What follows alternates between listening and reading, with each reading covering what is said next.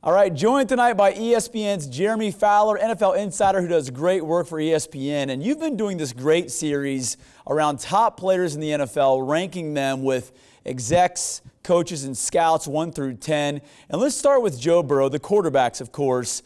Joe Burrow ranked third on that list behind Patrick Mahomes at number 1, Josh Allen at number 2. What are execs, coaches, and scouts saying about Joe Burrow?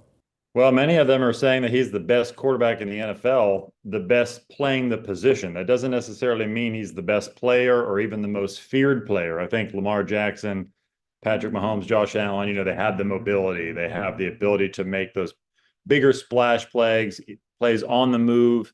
But Burrow, if we're talking about decision-making, accuracy, presence in the pocket, footwork, eye level, all that fun stuff, the nuances of the position, he's probably the best. I mean, he proved it again last year.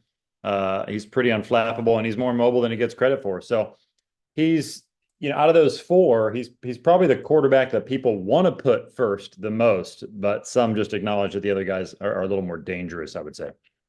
We all know that Joe Burrow said the window is my entire career. The question I have for you right now, or at least in the next couple of years, does Joe Burrow have what he needs to win a championship?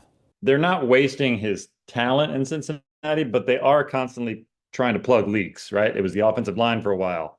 Now it's the defense that overall is probably not talented enough to compete for a Super Bowl, I would say, at least on paper. Maybe I'm open to being surprised there, but they got to get Trey Hendrickson and Shamar Stewart there. That is an absolute must. And, maybe Cincinnati in their planning is saying, hey, we're going to figure out both situations, so we'll have those guys in the mix. But there are also some positions where they let some defensive players go, and they've backfilled with cheaper talent. Now, maybe that talent will perform well, and they know what they're doing. I do trust the front office from a talent evaluation standpoint, but on paper, there are still some problems they have to address where you don't go into the season saying this is a Super Bowl winning roster. However, when you have Burrow, Jamar Chase, and T. Higgins, and then complementary pieces like Mike Gesicki, Chase Brown, you're going to perform and you're going to put up 30-point games pretty often. So right there, you're giving yourself a chance to win every week. Burrow gives you a chance to win every week. That's the best thing you can say about any quarterback. You go into any Sunday saying, we got a good chance to win today. So because of that, I do expect they'll be in the mix and could maybe outperform expectations a little bit and surprise some people, especially if they can just find a way to start the season a little better. Jeremy, we all know that the NFL rules all right now, and ratings are everything with the NFL. Now, last year, the NFL did not get a chance to have Joe Burrow in the playoffs. A lot of fans, nationwide, were disappointed in that. In your opinion, how important is it for the NFL to have guys like Patrick Mahomes, Josh Allen, Joe Burrow, and Lamar Jackson in the tournaments? Well, it's the separator, really, especially with these kind of discussions we're having on who's the best. Mahomes is always going to get that nod until people start to knock him off consistently, which is kind of contradictory because Jalen Hurts is the last Super Bowl winning quarterback, but he's 9th on my list. But I think it is pretty clear, at least from the eye test and people watching around the league, these four we're talking about are in a different tier or class right now. So really the separator has to be wins and wins in January, So the fact that Burrow didn't get a chance is unfortunate. I think he's feared enough as far as his ability to produce late in the season that a lot of other teams were happy he didn't get in, certainly.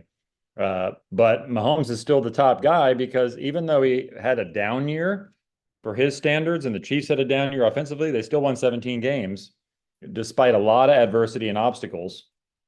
And Patrick Mahomes is sort of the glue that keeps all that together. And he kind of grew as like a manager of the game and clock and space and just kind of leading them to wins in the subtle ways a quarterback can. So he's still the guy, but you have these three beasts in the AFC that are in their prime, in their late 20s, ready to supplant him, and they're getting a little bit closer. The gap has closed at least slightly.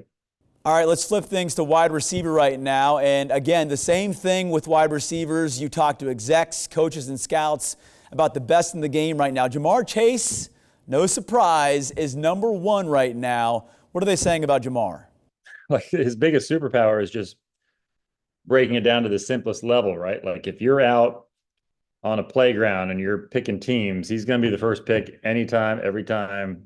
He's just that eye test guy where you watch and he's just a phenomenal football player, just the way he moves.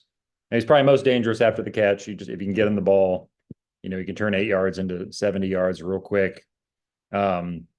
but it's hard to describe because it's not just pure speed, even though he's really fast. He just is understanding of the game and space and angles and like instincts and sense of where to be. It's all those things. And I do think the Bengals have seen him get better as a receiver and like recognizing coverages. I was told that was a big jump that he made this year that they wanted him to make. So if he can build on that even some more, is going to be even more dangerous with just the subtleties of the route running. I think Jefferson is still considered a better route runner. Chase is considered the better player. All right, let's talk about defense and Trey Hendrickson right now. And we know the Bengals basically told Trey to go out and see what he could get for the Bengals in a trade offer, possibly a first-round pick, and nothing came of that. Is a big reason that didn't play out for the Bengals Trey's age, his value? How do you see it? Well, I'm not sensing a lot of trade traction, in part because I don't think Cincinnati wants to trade him. Now, did they get like multiple first-round picks in an offer? I don't think so. But he's got trade value. He does. I think the trade market is complicated league-wide, not just with the Bengals, because teams aren't really willing to give up first-round picks right now to have to turn around and pay a player like an obscene contract amount, because the numbers are just really big right now, that the money these guys are getting, especially a pass rusher. So makes a trade harder to do.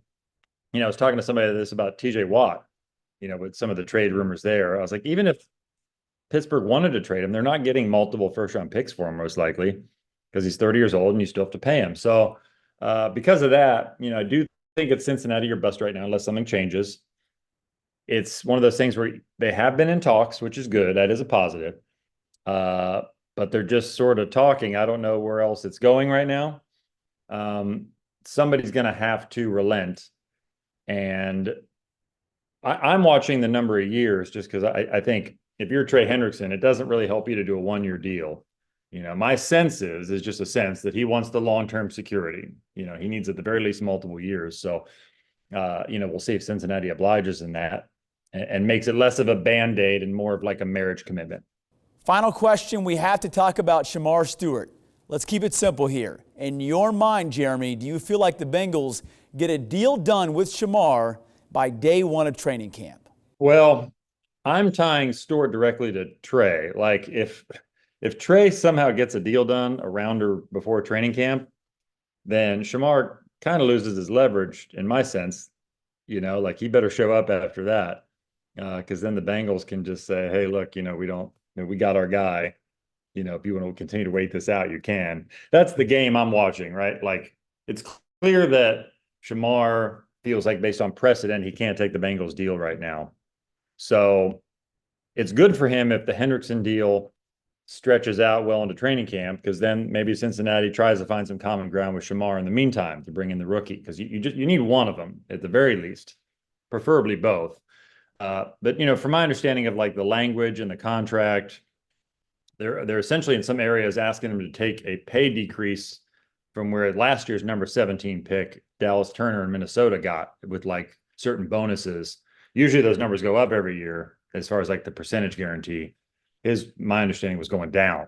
So that's problematic, and that's something he's not willing to accept, but we'll see what training camp pressure applies. Sometimes that can change minds a little bit. He is NFL insider Jeremy Fowler with great insight on the Bengals as training camp is right around the corner. Guys, back to you.